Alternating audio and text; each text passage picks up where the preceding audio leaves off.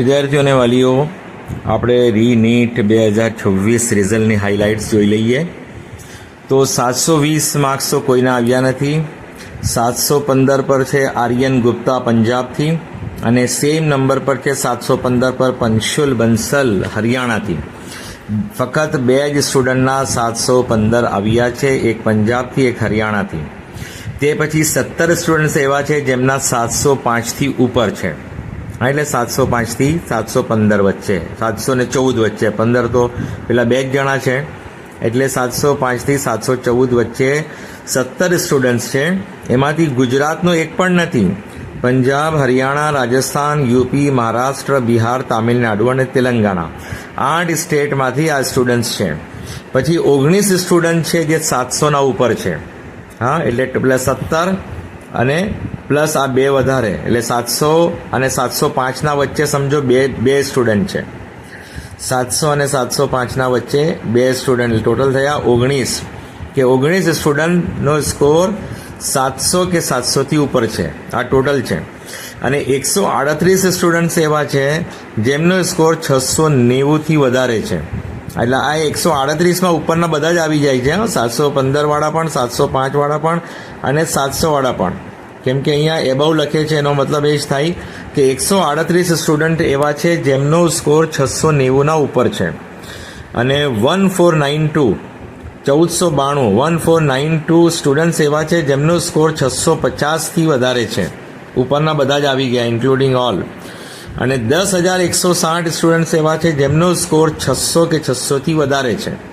અને 90,780 સ્ટુડન્ટ એવા છે જેમનો સ્કોર 500થી ઉપર છે. એટલે આ વર્ષે જો માર્ક્સ છે ને એ ઓછા થવાના છે. એટલે તમે કટ ઓફ જો ગણતા હોય માર્ક્સના હિસાબે, તો ગયા વર્ષે જે માર્ક્સ પણ બધાને મળ્યું હતું એ માર્ક્સ પણ આ વર્ષે તો મળવાનું જ છે. એમાં કોઈ ડાઉટ નથી લાગતો. કારણ કે જે ક્વોલિફાઈંગ કટ ઓફ છે એ પણ ઘણું ઊંચું આવ્યું છે. હું પાછલા ઘણા વર્ષોથી આ કાઉન્સેલિંગ જોઉં છું. મેં ફર્સ્ટ ટાઈમ જોઉં છું કે 213 માર્ક્સ ઓપન ઈડબ્લ્યુએસનું કટ ઓફ આવ્યું છે. 213 માર્ક્સ હંમેશા આનાથી નીચું જ હોય છે. 150ની આસપાસ, 160ની આસપાસ એવું હોય છે. પણ આ ફર્સ્ટ ટાઈમ જોઉં છું કે 213ની આસપાસ, 213 જે છે ઓપન ઈડબ્લ્યુએસનું ક્વોલિફાઈંગ કટ ઓફ છે. અને ઓબીસી, એસસી, એસટીનું 177 છે. અને પીડબ્લ્યુડી ઓપન ઈડબ્લ્યુએસ છે, પીડબ્લ્યુબીડી બેન્ચમાર્ક ડિસેબિલિટી એ 194 છે. અને OBC પીડબ્લ્યુબીડી 177, SC person with benchmark disability 177 અને એસટીનો 178 આપ્યું છે. તો આ રીતે ક્વોલિફાઈંગ કટ ઓફ જે છે ને એ ઘણું જ ઊંચું આવ્યું છે. બરાબર, પેપર હાર્ડ હતું અને સ્ટુડન્ટ કારણ કે ઓછા હતા એટલે આવું પરિણામ આવ્યું છે, ઊંચું ગયું છે. જો સ્ટુડન્ટ વધારે હોત ને તો આ કટ ઓફ ડાઉન જતે. સ્ટુડન્ટ 25 લાખ, 26 લાખ, 27 લાખ, 28 લાખ, 30 લાખ હોત તો આ કટ ઓફ ડાઉન જતે. પણ સ્ટુડન્ટ ઓછા હોવાના કારણે આ કટ ઓફ એકદમ હાઈ ગયું છે, એકદમ હાઈ ગયું છે. હવે આમાં શું થાય છે કે એમબીબીએસ, બીડીએસ માટે તે લોકો પર્સન્ટાઇલ જનરલી ઓછા કરતા નથી. એટલે આ જે કટ ઓફ છે એ જ મેન્ટેન રહે છે. પણ આયુષ માટે એ લોકો પછી છેલ્લે સીટો ખાલી પડતી હોય ને તો કટ ઓફ ડાઉન કરે છે. એટલે બીએચએમએસ અને હોમિયોપેથ કે બીજી જે ફિલ્ડ હોય, વેટરનરી વર્ગમાં જે લોકો કરતા હોય તો એટલે આ બે ફિલ્ડમાં તો થશે જ. આયુષમાં યુનાની સીધા, આયુર્વેદ, હોમિયોપેથ, આ ચારના અંદર પછી કટ ઓફ ડાઉન થઈ શકે જ્યારે સીટો ખાલી પડતી હોય કોલેજોની. તો આ વર્ષે કટ ઓફ એટલે જેટલા સ્ટુડન્ટ છે ને ગુજરાતની મેરિટ લિસ્ટમાં, એમ સમજી લો જેટલા પણ આવશે એ બધાને એડમિશન મળવાનું જ છે. જે એમબીબીએસના લાયક હશે ને એમબીબીએસ મળશે, જેને ડેન્ટલના લાયક હશે ડેન્ટલ મળશે, જેને આયુર્વેદ અને હોમિયોપેથ જોઈએ તો એ હોમિયોપેથ મળી જશે. ઇન શોર્ટ, મારી એવી ગણતરી છે કે મેરિટ લિસ્ટમાં જેટલા સમાવેશ થશે એ લોકોને બધાને એડમિશન મળવાના ચાન્સીસ છે. કેમ કે ઘણા ઓછા સ્ટુડન્ટ, કેમ કે આ 177 અને 213નો જે ફિગર છે ને એમાં ઘણા ઓછા સ્ટુડન્ટ રજિસ્ટ્રેશન કરી શકશે. એટલે દર વર્ષે જે ક્વોન્ટિટી વધારે હોય છે ને, બાળકોની સંખ્યા, સ્ટુડન્ટની સંખ્યા જે દર વર્ષે વધારે હોય છે રજિસ્ટ્રેશનના સમયે, તો આ વર્ષે MBBS BDS આયુર્વેદ હોમિયોપેથના રજિસ્ટ્રેશન વખતે પાછલા વર્ષોમાં 2025-24ના હિસાબે ઓછા રજિસ્ટર થશે, સ્ટુડન્ટ ઓછા આવશે, અને એ ઓછા આવશે એટલે તમને બધી કોલેજોમાં નીચે જે છે ને એ સીટો મળી જશે. અને મળી એવી ગણતરી છે, કદાચ સીટો ખાલી પડશે આયુર્વેદ હોમિયોપેથમાં તો પછી કટ ઓફ ડાઉન કરીને એમને આયુર્વેદ હોમિયોપેથમાં લેશે. એવું મને લાગે છે કે છેલ્લે એ લોકો કટ ઓફ ડાઉન કરશે, કારણ કે સીટો ખાલી જવાની શક્યતા વધારે છે, cut off, qualifying cut off high હોવાના કારણે. તો બધા શાંતિ રાખજો.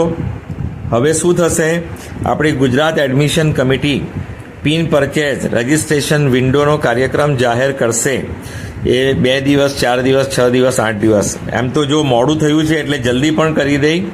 આજે રિઝલ્ટ ડિક્લેર થયું છે તો એ લોકો પોતાની હમણાં જલ્દી તો ના થાય, બરાબર, હા, એકદમ જલ્દી ના થાય, કેમ કે જે ડેટા છે MCCના, એ NTA ના ડેટા MCC પાસે જશે, NTA ના ડેટા ગુજરાત પાસે આવશે, દરેક સ્ટેટ પાસે આવશે. ફર્સ્ટ ઓફ ઓલ શું થશે કે આ તમારું રિઝલ્ટ છે ને, એની CD કે એના જેવી પેન ડ્રાઈવ કે એનો જે ડેટા જે છે, સોફ્ટવેર બેઝ જે ડેટા છે તમારા રિઝલ્ટના, એ દરેક સ્ટેટની કાઉન્સેલિંગ પાસે જશે.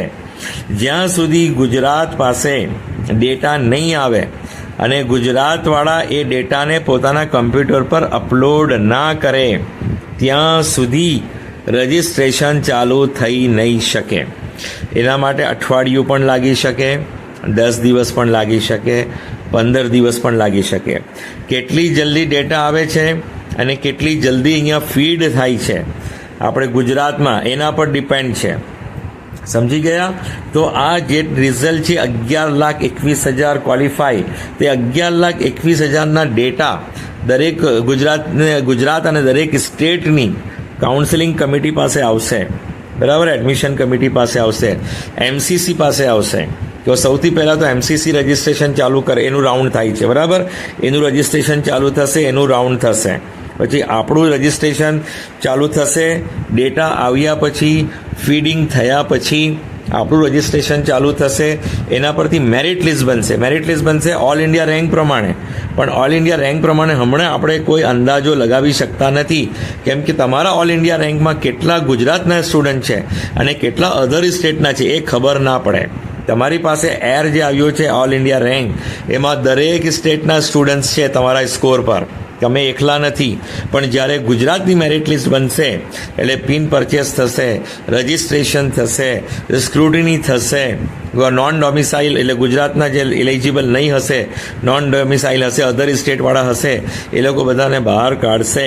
પછી ગુજરાતની મેરિટ લિસ્ટ આવશે, તેમાં તમારો જનરલ મેરિટ રેન્ક આવશે, કેટેગરી રેન્ક આવશે.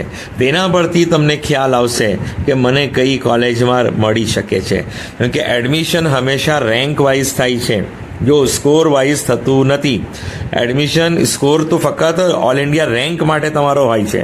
એક વખત સ્કોર પરથી ઓલ ઇન્ડિયા રેન્ક નક્કી થઈ ગયો તો ઓલ ઇન્ડિયા રેન્ક પરથી ગુજરાતની મેરિટ લિસ્ટ આવી જશે, પછી તમારું એડમિશન થશે એ જનરલ મેરિટ રેન્ક, અને તમે જો કોઈ કેટેગરીમાં આવતા હોય તો કેટેગરી રેન્ક મુજબ થશે. જ્યાં સુધી ગુજરાતની મેરિટ લિસ્ટ ડિક્લેર ના થાય ત્યાં સુધી કંઈ પણ કહેવું મુશ્કેલ છે. માટે બધાએ સંયમ જાળવવાનો છે. ક્યાં મળશે, શું મળશે, શું થશે, હમણાં કોઈ ચિંતા નહીં કરો. જ્યાં સુધી ગુજરાતની મેરિટ લિસ્ટ નહીં આવે ત્યાં સુધી નિરાંતથી બેસી જાઓ.